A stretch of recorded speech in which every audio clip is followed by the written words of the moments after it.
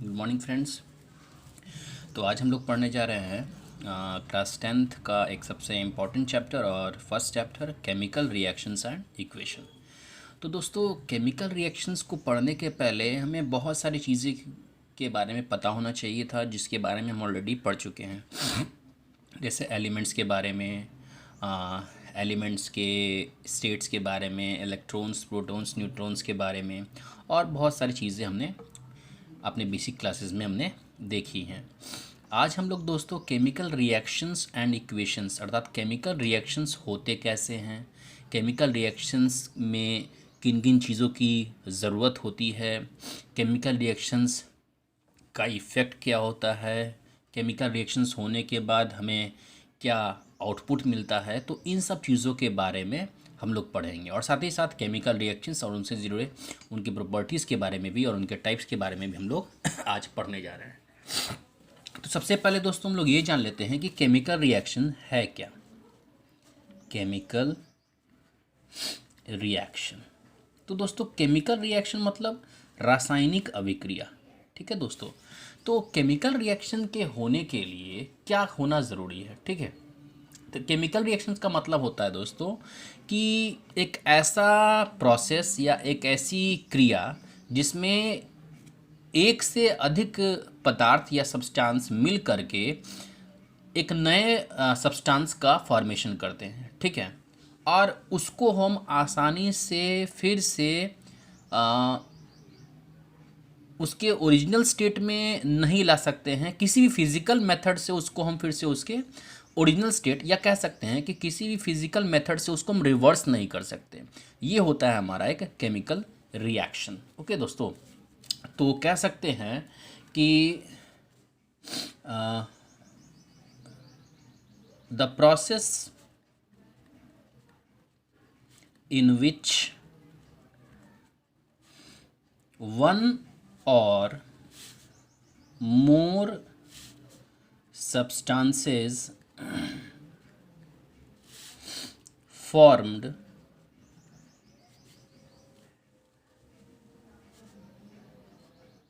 new substances।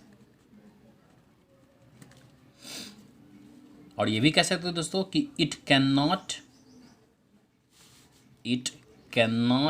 be reversed by any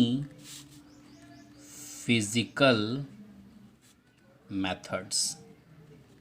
तो इसको हम हमें इसको किसी भी फिजिकल मेथड्स के से इसको हम रिवर्स नहीं कर सकते हैं। ठीक है दोस्तों, अब केमिकल रिएक्शन होता क्या है दोस्तों, बहुत सारे एग्जाम्पल इसके हो सकते हैं। ठीक है दोस्तों, अब फिजिकल मेथड, अब यहाँ पे एक चीज़ बात कहा जा रहा है दोस्तों कि फिजिकल मेथड्स। तो फिजिकल मेथड क्या क्या हो सकते हैं दोस्तों, तो फिजिकल मेथड दोस्तों हमारा हो सकता है जैसे फिल्ट्रेशन हो गया दोस्तों, हमारा फिल्ट्रेशन हो गया दोस्तों, या इवापोरेशन हो गया दोस्तों, या फिर दोस्तों कह सकते हैं हम लोग सेंट्रीफ्यूगेशन, जो आपने क्लास 9th में पढ़ा होगा दोस्तों, सेंट्रीफ्यूगेशन हो गया दोस्तों। और भी बहुत सारे प्रोसेस है दोस्तों, यानी कि इन सब मेथड से हम किसी भी केमिकल रिएक्शन के रिवर्स या उसको फिर से वापस उसी स्टेट में नहीं ला सकते हैं, यानी कि ये चीज़ अप्लीकेबल वहाँ पर नहीं है दोस्तों। अब देखते हैं दोस्तों कि केमिकल रिएक्शंस में क्या क्या उसकी खासियत है, क्या क्या उसकी प्रॉपर्टीज़ है। या सिंपली ये कह सकते हैं दोस्तों कि केमिकल रिएक्शन में हम लोग किन किन चीज़ों के बारे में देखते हैं। जैसे एक एग्जांपल मैं देता हूँ आपको दोस्तों, जैसे केमिकल रिएक्शन का एग्जांपल लेता हूँ, जैसे Mg+O2 ये दोस्तों बैलेंस नहीं, मैं इसको बैलेंस कर देता हूँ यहाँ पे, चूँकि यहाँ पे Mg एक था दोस्तों, O2 था, O1 था, तो इसने मैंने 2 यहाँ पे किया, तो मैग्नीशियम भी 2 हो गया दोस्तों और ऑक्सीजन भी 2 हो गया, तो इसलिए यहाँ पर भी हमें 2 करना होगा, तो मैग्नीशियम 2 हो गया दोस्तों और ऑक्सीजन भी 2 हो गया। तो इस तरीके से देखते हैं दोस्तों, ये हमारा क्या है दोस्तों, मैग्नीशियम। क्या है दोस्तों, मैग्नीशियम। आप इसका एटॉमिक नंबर जानते होंगे दोस्तों, 12। Very good. और ये क्या है दोस्तों आपका, ऑक्सीजन गैस। और ये क्या है दोस्तों आपका, मैग्नीशियम ऑक्साइड। ये दोस्तों एक केमिकल रिएक्शन है। अब केमिकल रिएक्शंस के कुछ कैरेक्टरिस्टिक्स होते हैं दोस्तों, कुछ विशेषताएं होती हैं दोस्तों जो रिएक्शंस दिखाती हैं। जैसे एज फॉर एग्जांपल दोस्तों हम कह सकते हैं कैरेक्टरिस्टिक्स ऑफ केमिकल रिएक्शन। अब क्या कैरेक्टरिस्टिक्स हो सकते हैं तो दोस्तों केमिकल रिएक्शंस के, तो केमिकल रिएक्शंस दोस्तों ऐसे तो होते हैं बहुत तरीके के, लेकिन उसकी कुछ विशेषताएं होती है दोस्तों जिसके बारे में हम लोग यहाँ पर देखेंगे। तो सबसे पहला दोस्तों evolution of gas.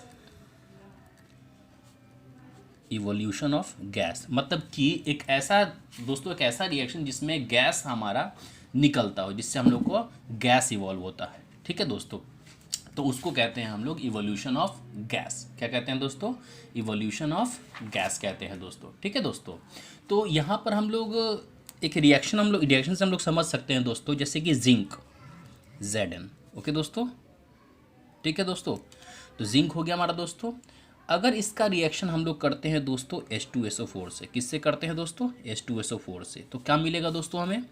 ZnSO4 plus H2। तो ये हमारा क्या है दोस्तों? Hydrogen gas. हाइड्रोजन गैस दोस्तों, जब भी हमें किसी रिएक्शन में अगर गैस मिलता है तो उसमें हम लोग एरो का निशान ऊपर देते हैं, और जब हमें प्रेसिपिटेट मिलता है दोस्तों या कोई अवशेष मिलता है तो उसमें एरो का निशान हम लोग नीचे देते हैं। तो यहाँ पर चूंकि हाइड्रोजन एक गैस है दोस्तों, इसलिए यहाँ पर हम लोग एरो का निशान ऊपर देंगे, जिससे ये पता चलता है कि ये गैस कहाँ हो जाएगा दोस्तों? ऊपर, एयर में वो मिक्स हो जाएगा रिएक्शन के बाद। तो यहाँ पर जो कैरेक्टरिस्टिक्स था दोस्तों हमारे रिएक्शन का, वो था इवोल्यूशन ऑफ गैस। तो यहाँ पर हम देख रहे हैं दोस्तों कि जिंक जब H2SO4 से रिएक्शन करता है तो क्या बनाता है दोस्तों? ZnSO4 और H2। H2 हमारा क्या है? गैस है जो इवॉल्व हो रहा है दोस्तों। ठीक है, तो ये कैरेक्टरिस्टिक्स है हमारा किसका दोस्तों? केमिकल रिएक्शन का।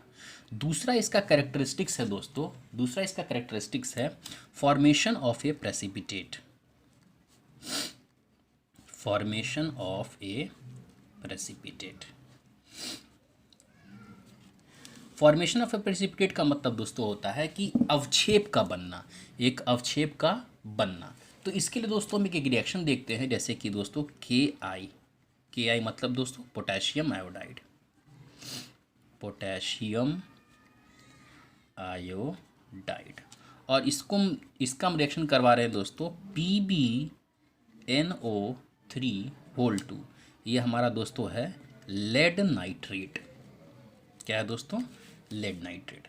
इसका रिएक्शन जब होगा दोस्तों तो यहाँ पर हम लोग को बनेगा PbI2 लेड आयोडाइड, और उसके बाद दोस्तों हमारा बनेगा KNO3 पोटेशियम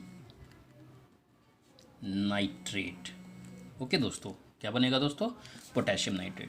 तो यहाँ हम देख रहे हैं दोस्तों कि यहाँ पर जो हमारा जो लेड आयोडाइड है दोस्तों, ये एक प्रेसिपिटेट है। क्या है दोस्तों? एक प्रेसिपिटेट। प्रेसिपिटेट, और ये प्रेसिपिटेट किस कलर का होता है दोस्तों? येलो कलर का होता है। किस कलर का होता है दोस्तों? येलो कलर का होता है। ठीक है दोस्तों, तो प्रेसिपिटेट का मतलब होता है दोस्तों कि रिएक्शन के बाद अवक्षेप का बनना। अवक्षेप कहने का मतलब दोस्तों एक ठोस पदार्थ का बनना, ठोस पदार्थ का प्राप्त होना। किसी भी अभिक्रिया के बाद एक ठोस पदार्थ है, ठोस अवक्षेप का प्राप्त होना कहलाता है दोस्तों प्रेसिपिटेट। तो ये एक एग्जाम्पल हो गया दोस्तों फॉर्मेशन ऑफ ए प्रेसिपिटेट का। और भी बहुत सारे एग्जाम्पल है दोस्तों, आप देख सकते हैं। तीसरा हमारा जो कैरेक्टरिस्टिक्स है दोस्तों, तीसरा जो हमारा कैरेक्टरिस्टिक है दोस्तों वो है चेंज इन कलर। क्या है दोस्तों? Change in colour. तो चेंज इन कलर का मतलब होता है दोस्तों कि पदार्थ के रिएक्शन यानी कि रिएक्शन करने के बाद जो हमारा सब्सटेंस जो मिलता है, हमें प्राप्त होता है, तो उसके कलर में परिवर्तन होना। तो इसके लिए हम दोस्तों इसी रिएक्शन को देख सकते हैं जो ऊपर हमने लिखा है। पोटेशियम आयोडाइड जब लेड नाइट्रेट से अभिक्रिया करता है या रिएक्शन करता है तो बनाता है लेड आयोडाइड और पोटेशियम नाइट्रेट। तो यहाँ आप देख रहे हैं दोस्तों कि लेड आयोडाइड का कलर कैसा हो गया दोस्तों? येलो कलर हो गया। कैसा कलर हो गया दोस्तों? येलो कलर हो गया। या इसके अलावा दोस्तों आप बहुत सारे दूसरे रिएक्शन को भी ले सकते हैं दोस्तों जिसमें कलर का चेंज होता है दोस्तों। ठीक है दोस्तों, चौथा जो हमारा कैरेक्टरिस्टिक्स है दोस्तों वो है चेंज इन टेम्परेचर। चौथा जो हमारा कैरेक्टरिस्टिक्स है दोस्तों वो है change in temperature. Change in temperature कहने का मतलब दोस्तों ये हो गया कि ये एक ऐसा रिएक्शन है जिसमें हीट का निकलना या हीट का एब्जॉर्ब होना। जैसे हम लोग 9th क्लास में हम लोगों ने पढ़ा होगा या फिर आपने कभी पढ़ा होगा दोस्तों, एक्सोथर्मिक रिएक्शन और एंडोथर्मिक रिएक्शन। तो दोस्तों एक्सोथर्मिक रिएक्शन वैसे रिएक्शन को कहा जाता है जिसमें अभिक्रिया के बाद हीट निकलती है या हीट उससे इवॉल्व होती है, वहाँ से हीट रिलीज होती है, तो उस तरह के रिएक्शन को बोलते हैं दोस्तों एक्सोथर्मिक रिएक्शन। और अगर किसी रिएक्शन में को कंप्लीट होने के लिए हमें हीट देना पड़े दोस्तों, यानी हीट को देना पड़े उस अभिक्रिया को पूर्ण होने के लिए, तो उस तरह के रिएक्शन को बोलते हैं दोस्तों इंडोथर्मिक रिएक्शन। इंडोथर्मिक का मतलब दोस्तों ऊष्मा शोषी, ऊष्मा शोषी, और एक्सोथर्मिक का मतलब होता है दोस्तों ऊष्मा छेपी। ठीक है दोस्तों, तो ये इसका हिंदी मीनिंग था सर। अब इसमें देखते हैं दोस्तों हम चेंज इन टेम्परेचर का एग्जांपल देखते हैं दोस्तों, जैसे कि CaO प्लस H2O ये बनाएगा दोस्तों CaOH का होल 2 और प्लस हीट। दोस्तों यहाँ पर हीट कहाँ निकल रहा है दोस्तों, पदार्थ के बनने के बाद, पदार्थ के बनने के बाद दोस्तों हीट निकल रहा है। तो ये कैसा रिएक्शन हुआ दोस्तों, एक्सोथर्मिक। कैसा रिएक्शन हुआ दोस्तों, एक्सोथर्मिक रिएक्शन। अब थोड़ा सा देख लेते दोस्तों, इसका नाम क्या है दोस्तों, क्विक लाइम। इसका कॉमन नेम दोस्तों होता है क्विक लाइम, क्विक लाइम। देखते हैं दोस्तों 1 सेकंड के लिए। हाँ हेलो जी, हम आ रहे हैं, भेज रहे हैं।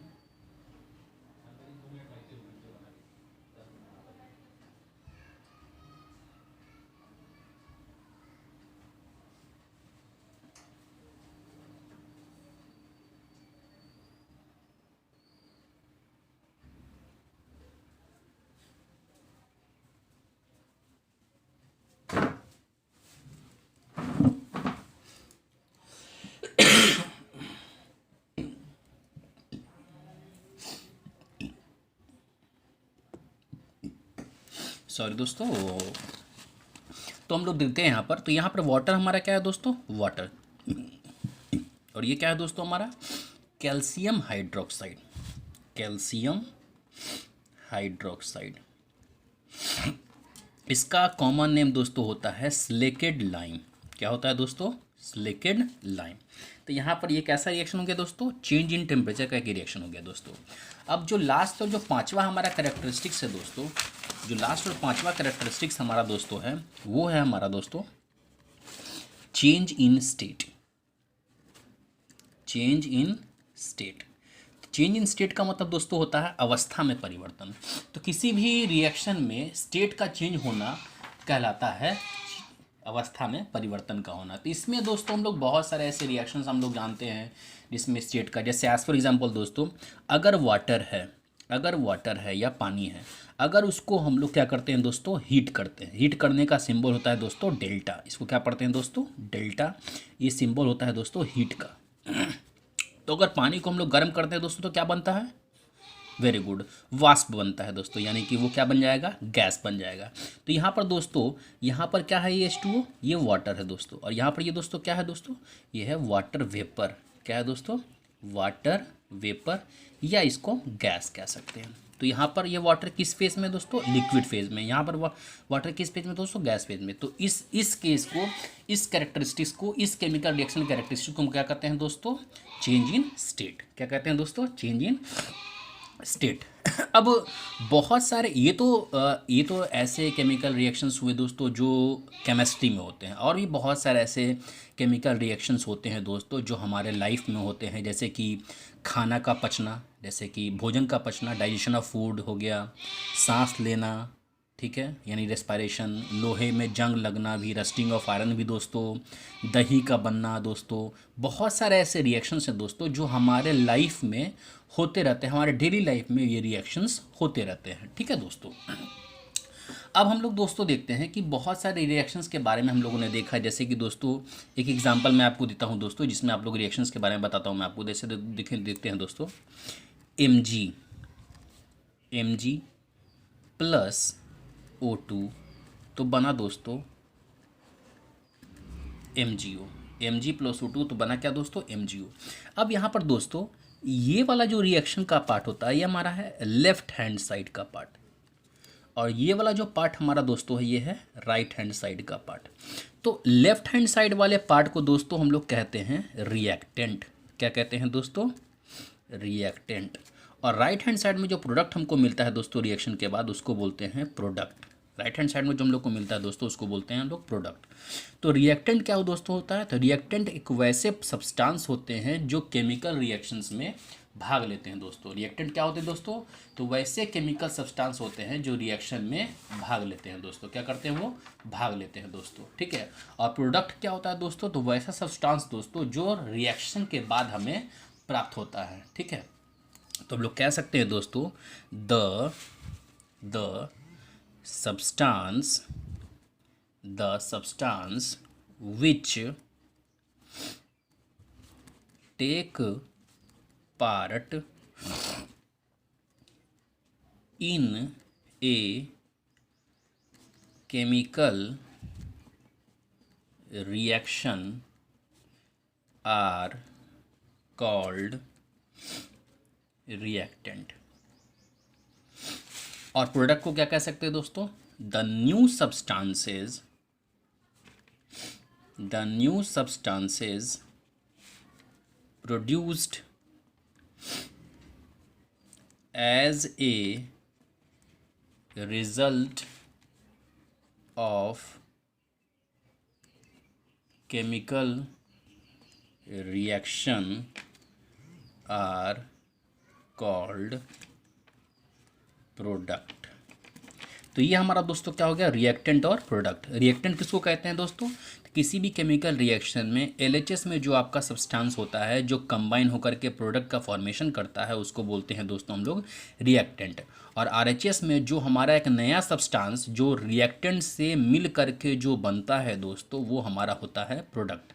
कोई दिक्कत दोस्तों, जैसे एग्जांपल हम लोग देख सकते हैं कि मैग्नीशियम जब ऑक्सीजन से रिएक्शन करता है दोस्तों तो क्या बनाता है, magnesium oxide.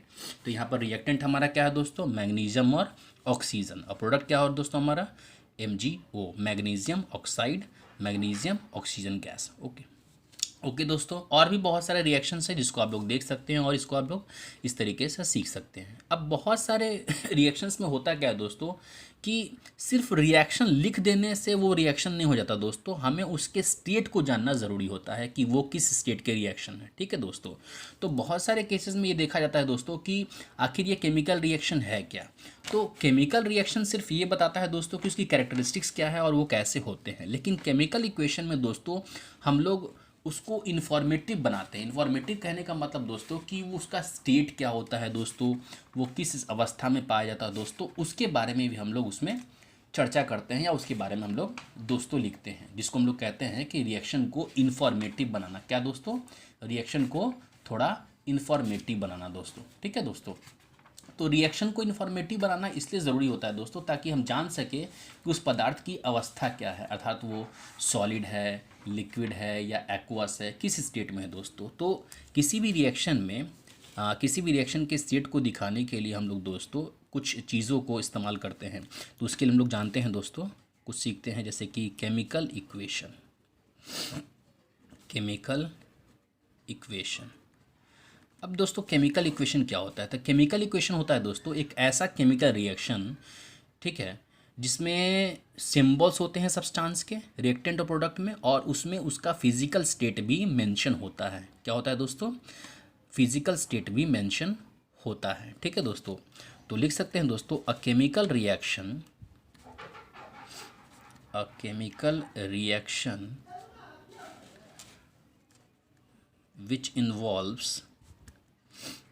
which involves symbols of the substances of reactant and product with mention of physical state. जैसे दोस्तों हम लोग देखते हैं, जैसे कि रिएक्शन देखते हैं दोस्तों, Mg + O2 = MgO। तो ये दोस्तों हमारा क्या है, रिएक्टेंट। क्या है दोस्तों, रिएक्टेंट। ये क्या है दोस्तों, प्रोडक्ट। अब यहाँ देखते हैं दोस्तों कि Mg में दोस्तों, Mg हमारा दोस्तों क्या है, सॉलिड होता है। क्या होता है दोस्तों, सॉलिड होता है। ऑक्सीजन क्या होता है दोस्तों, गैस। एक चीज़ याद रखेंगे दोस्तों कि कोई भी सब्सटेंस अगर 2 के फॉर्म में हो या बाई के फॉर्म में हो तो वो जनरली गैसेज होते हैं। क्या होते हैं दोस्तों, गैसेज होते हैं। और मेटल जनरली क्या होता है दोस्तों, सॉलिड होते हैं। याद रखेंगे हम लोग। और MgO मैग्नीशियम ऑक्साइड हमारा क्या होता है दोस्तों, सॉलिड होता है ये। ठीक है दोस्तों।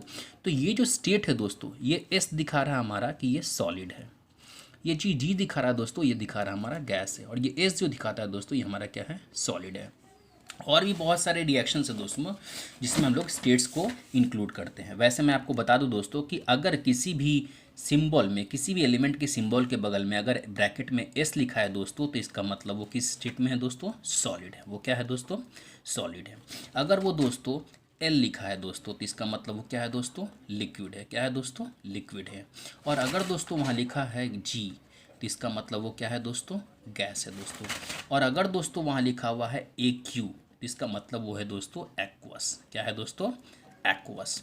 एक्वस, ये तीनों के बारे में हम ऑलरेडी जान रहे हैं दोस्तों, सॉलिड, लिक्विड, गैस के बारे में ऑलरेडी आप लोग जान रहे हैं दोस्तों। तो ये एक्वस है क्या दोस्तों, तो एक्वस होता है दोस्तों एक ऐसा सब्सटेंस जिसमें वाटर को एज ए सॉल्वेंट मिलाया जाता है और उसके बाद उसको एक सॉल्यूशन बनाया जाता है। ठीक है, एक ऐसा सब्सटेंस दोस्तों जिसमें वाटर को सॉल्वेंट के रूप में मिला करके उसको एक सॉल्यूशन बनाया जा सकता है दोस्तों। मैं इसके बारे में यहाँ लिख देता हूँ दोस्तों कि अ सॉल्यूशन